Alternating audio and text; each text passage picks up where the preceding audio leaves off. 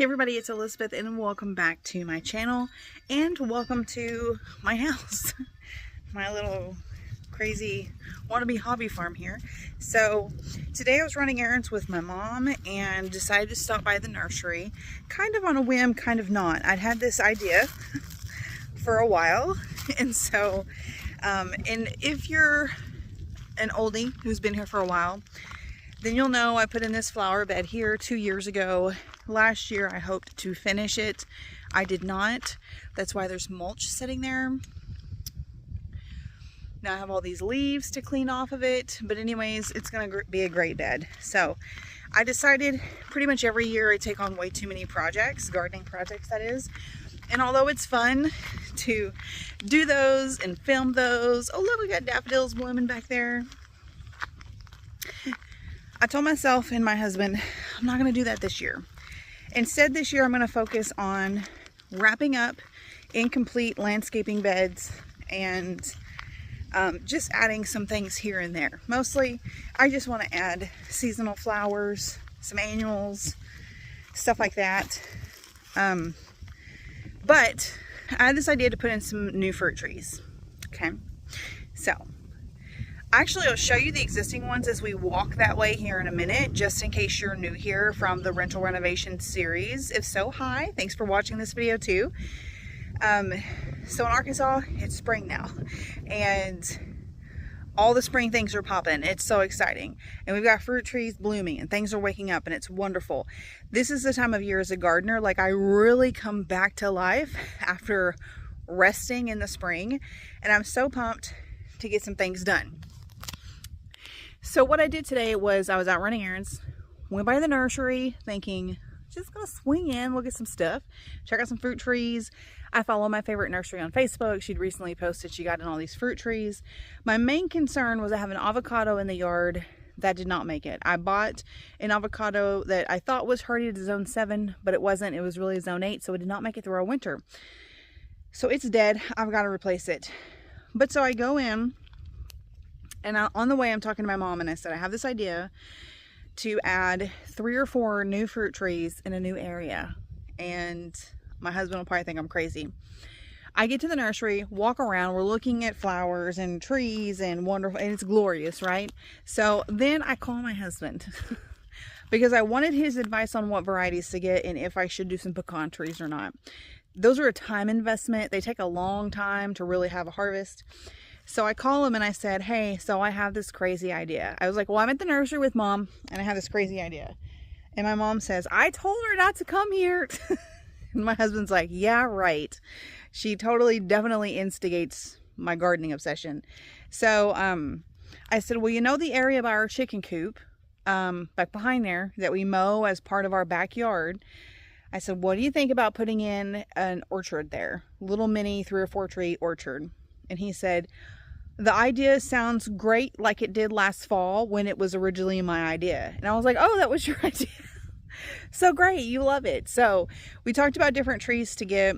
His opinion on the pecan trees was that we have them all over us in nature here in Arkansas. And he's like, if we really wanted pecans that bad, we could go to the bottoms with some boxes and tubs and stuff and we could pick up a ton without having to wait 5 years for trees to fruit. And I'm like, okay, valid, very valid point.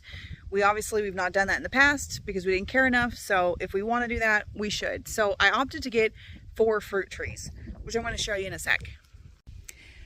Okay, so we're over here in our front side yard. So our property is kind of odd. This is the side of our house. The front faces this way, and we don't really have a front yard, like that's it. But we have this huge side yard over here, and then a huge side yard that way.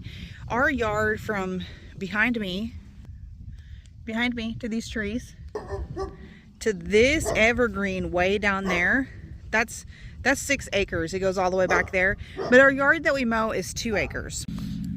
So this is that landscape bed I put in last year. It used to be gas tank and just grass all the way to the road. And over here we have what I call the original orchard. These trees my husband put in more than 15 years ago. We have a plum here in the front. We have a pear there in the back. Hard to see backed against these naked oak trees.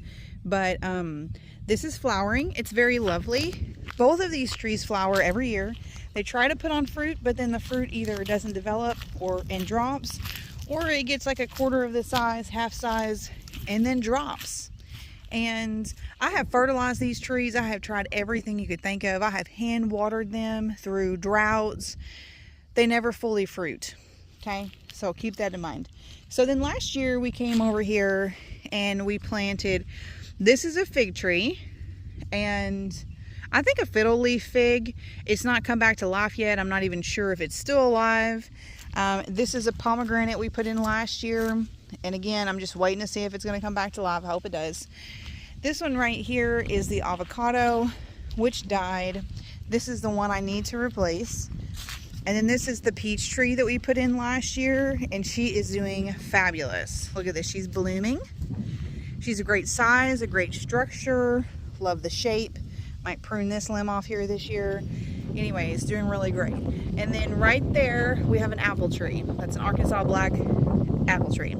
So that's all the fruit trees that will fit in our front yard, because this is it. You can see it, it's full. Behind me, we have the deck and the pool, this little break, and then we've got these two fruit trees. All this yard over here is super dry, gravelly, really hard to grow anything in, and the grass comes in late in the spring, it dies in the summer. It's just bad. You can see right here, actually, right there. See how we have grass and grass, even though it's kind of dead right now, but right there, it's literally just bare dirt. That's what it's like all the way across there. So obviously we can't grow anything there.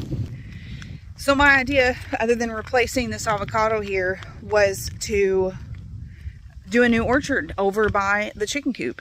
So for some orientation, the chicken coop is on the other side of the house, just right over there. So technically in the backyard. Okay, we've got some bulbs flowering there, which is so nice. Okay, so if you're not new here, this is the cottage garden. We're on the other side of the house now. And I'm going to show you where this new orchard would be. Everything is waking up. It's so glorious. Look at this. My corkscrew willow is leafing out. Love it. Got some new starts in there. Gonna plant soon. Anyways, so you come out here, and right over here, this little stick straight in front is a Chinese pistachio tree. It's ornamental. This is a mimosa tree. And then right there, you can barely see because all the leaves. I really need to clean it out. That's our berry bed. We've got blackberry, 2 raspberry, and a blueberry in there. I don't think the blackberry survived. So anything that didn't survive, I'll replace this year. But anyways, it normally looks cuter than that when there's not leaves everywhere. And then this is the fire maple. I put in just, gosh, I don't know, in winter. I mean, it was not that long ago. Here is the chicken coop that is no longer a chicken coop. On the run there, I've got my wisteria vine planted that's been there about 4 years now. It's only bloomed, I think it's actually been there 5. It's only bloomed the last 2 years, so it's been a major time investment. But this area all behind it is what I was talking about. So when everything turns green, you cannot see through those trees down there at the bottom of the hill. That's the end of our property. Between these two sets of trees, like right there and down there, there's a pond down there. And this all slopes downhill. But so when we're mowing the yard, there's not leaves everywhere, and we keep it all nice and clean and green. This area is so beautiful. It is just, look at that, so open. Gosh, we could do way more than 4 trees in here. We also want to do like a Christmas tree farm, like a mini one just for us. That'd be super cool. Anyways, this is a post oak that popped up here wildly, and we left it, so it's great.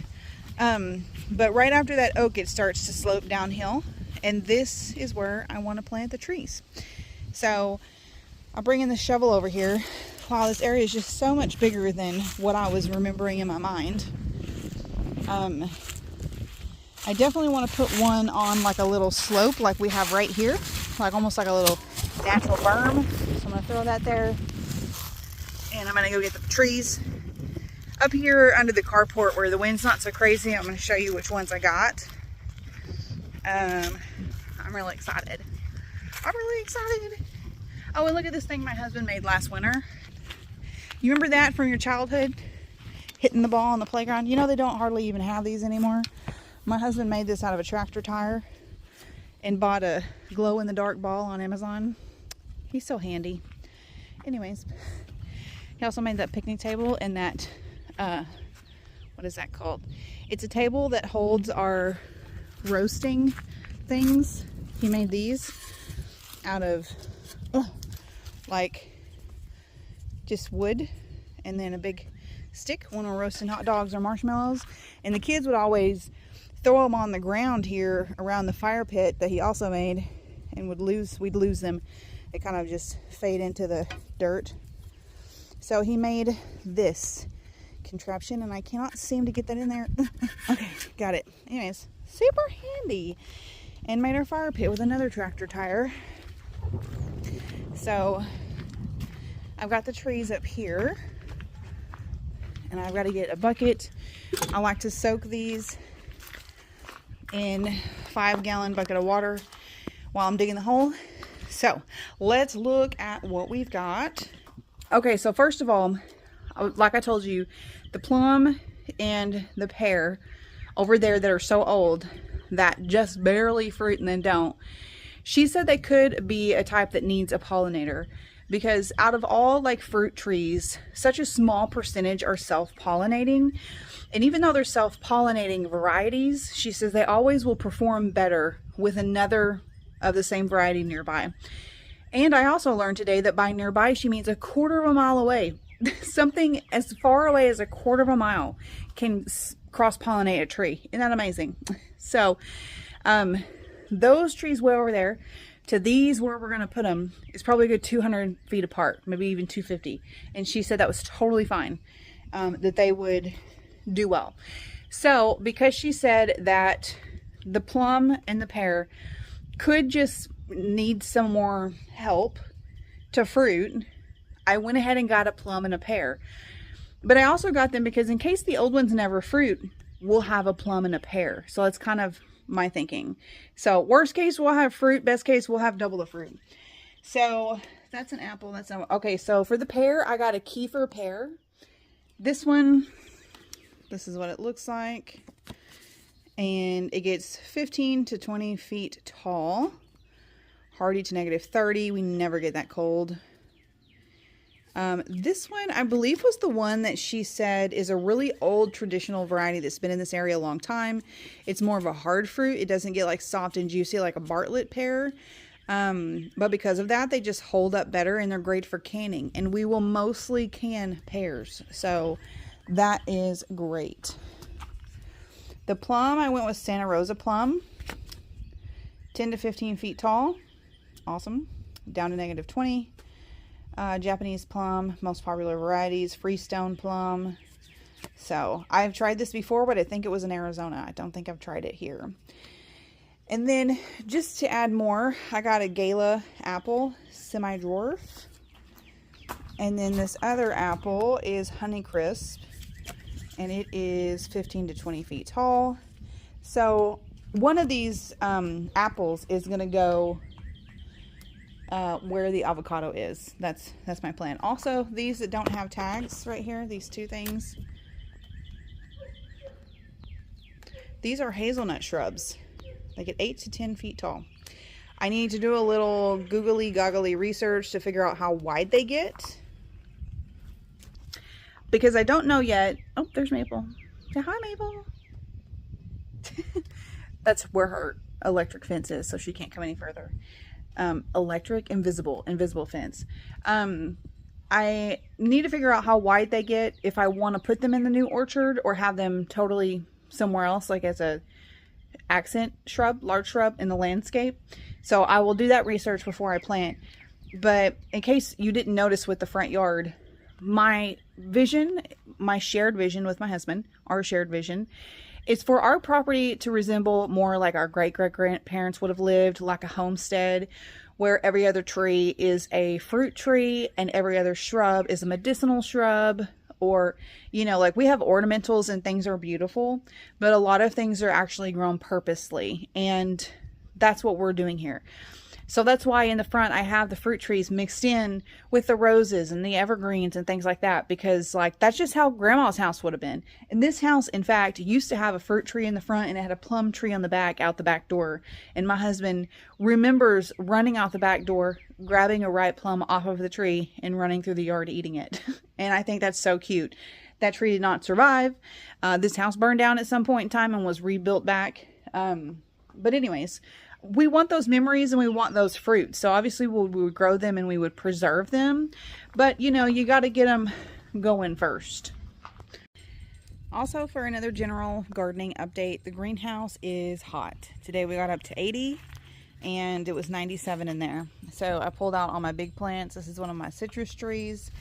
They did this last year, lost all their leaves and came back to life. So I'm feeling optimistic, even though they look horrible. This one is the key lime. It did the same thing. This is the third year I've had it, and the second time it's dropped all of its leaves. My other citrus is right here. This one is Meyer lemon. Again, dropped all its leaves. And chocolate mint made it through winter. And then this is a lilac bush that was just like a bare root start when I put it in there last winter. That's a blackberry bush. And that's a petunia that I need to trim all the dead stuff off. Anyways, they all survived. But with it 97 in the greenhouse today, it was a little too warm to keep them in there. We do have some cold nights still in the forecast. So I will be moving them back in the greenhouse at least once or twice before they can just stay out all year. And that's just how spring goes. Oh my God, this bucket I got has a hole in it. Can you see that? Ah! Let me just hurry and get it where I need it. Crap. It's still leaking, of course, but maybe sitting on the ground, it'll just hold on to it just long enough for me. Okay, so the hazelnuts can be grown pretty much anywhere. I mean, they're not super picky on soil type, but they don't like drought, so definitely need to be watered. One thing we're going to do is my garden hose comes about 20 feet out of the cottage garden. That's enough to water that berry bed over there I showed you in the mimosa and stuff. But we were talking about a solution to just put a hose reel over here on the chicken coop, have another hose there that I can just hook up to that will then reach out here to all these trees, because that's why we've never planted out here before. It's just so far away from where we have water. We do have a water line that we dug ourselves that goes from under the carport that runs all the way out. This is my husband's in-ground garden, and my big in-ground garden is on the other side of them shrubs. And we dug 350 feet all the way out there. So we have a water spigot at the shrubs for my husband's garden, and then like 30 feet on the other side for that other garden. So we do have a water line out here in the middle of the yard. And I have mentioned numerous times that we really ought to just dig that up and bring one out here by the chicken coop. Even though we don't have chickens, we may someday have chickens again. Never know. Not writing anything off.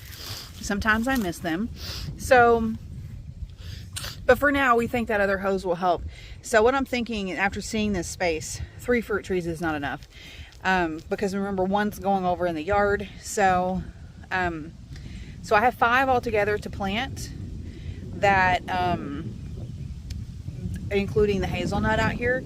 So I'm going to do like 2 fruit trees, the 2 hazelnut, and then the third fruit, the final fruit tree. And then I really need to get like 3 more things so I can have like 6, because I want to do it in a row like a typical orchard. Our other orchards are all like willy-nilly spaced out kind of more naturally. But I've always wanted you to just walk through like a blooming road typical orchard will be so cool.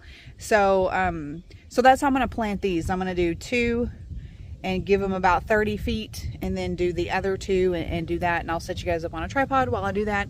I brought more water out for those because that has a hole in it, and they're soaking while I get to digging.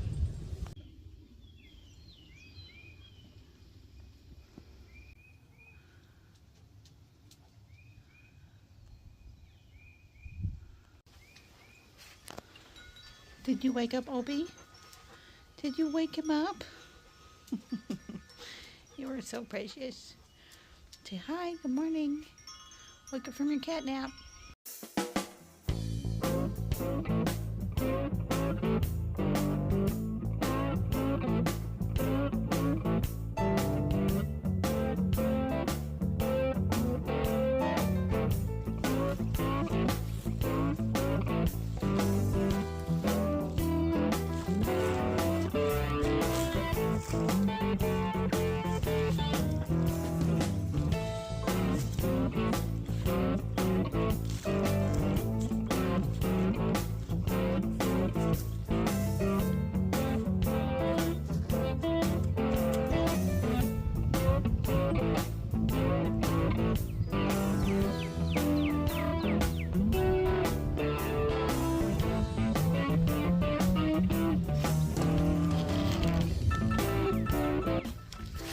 Okay, my baby. This is my big baby. Oh. Okay, so Mom, it's gardening time, and I'll get you comfy underfoot. Get you comfy underfoot. The hazelnuts will get to be about 10 feet tall, but I think it'll take longer. Not sure. So they're gonna go in between. I have a cat literally trying to climb up my leg. He is not normally like this.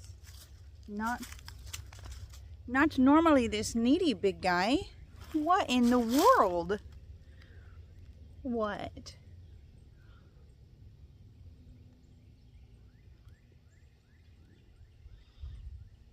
Is there something wrong? Are you a medical alert cat? Because my blood sugar is low? Is it? He's really inspecting me. He's not normally like this. He's a very chill, leave me alone cat. What is it? I know I'm dehydrated and I'm pretty sure my blood sugar is low. Are you trying to be a full-grown shoulder cat? What are you doing? Oh my God, Obie. Are you gonna jump? Don't put your butt on me. Your dad would never believe me if this wasn't on film. Oh my gosh, you're just being ridiculous. You're just being ridiculous. I haven't had a shoulder cat since our last cat. Look at you. He's just gonna hang out, see?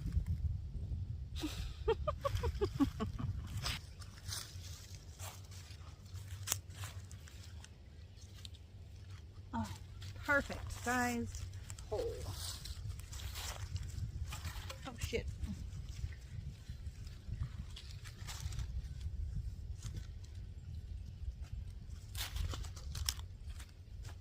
It's really hard to do holding a tree and dodging a cat.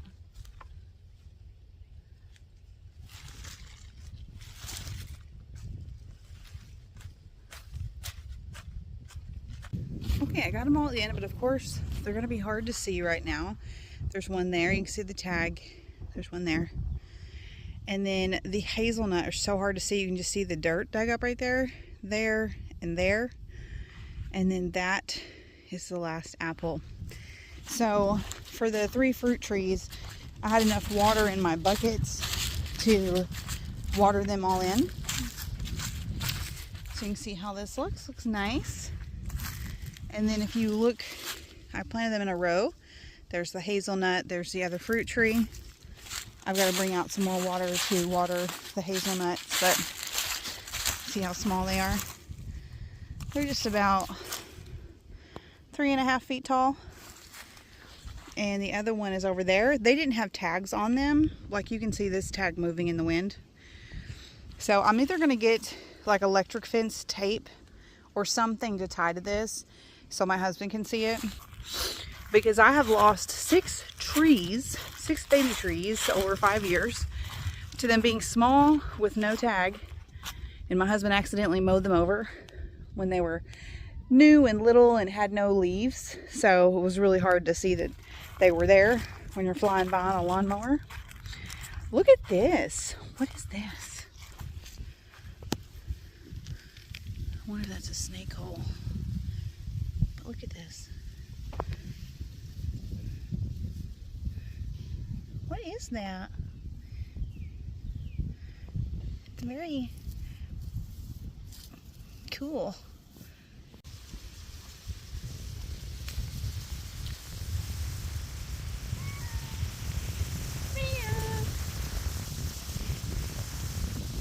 Oh, you gonna hide it? Hidey hole?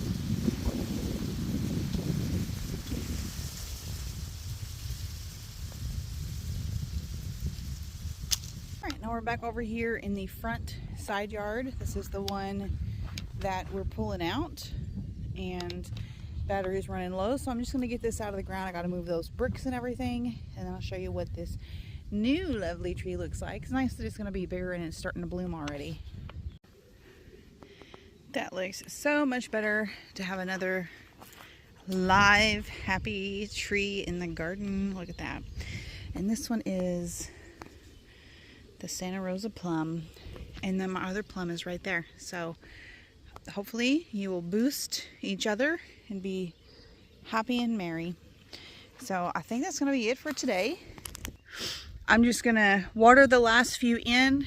My husband told me where some tape was so I can tape those hazelnuts, like the little red stringy things on it, so that you can see them. And I might put that on all of them just in case.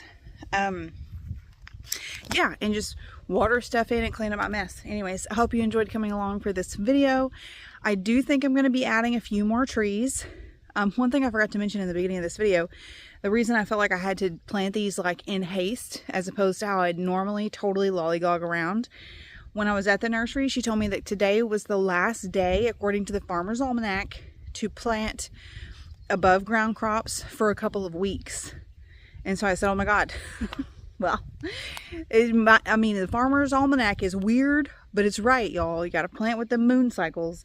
I don't. I've had Farmer's Almanac books every year for like the last 4 or 5 years. I always read them, find it interesting, rarely follow it. But anyways, so that, and then best day for planting underground is in 4 days from now. And I have tons of seeds, potatoes, onions, garlic, everything I just recently bought, which I was going to do tomorrow, but now I'm going to put it off and I'm going to wait 4 days when I'm supposed to do it according to the moon cycle. But anyways, happy planting where you are.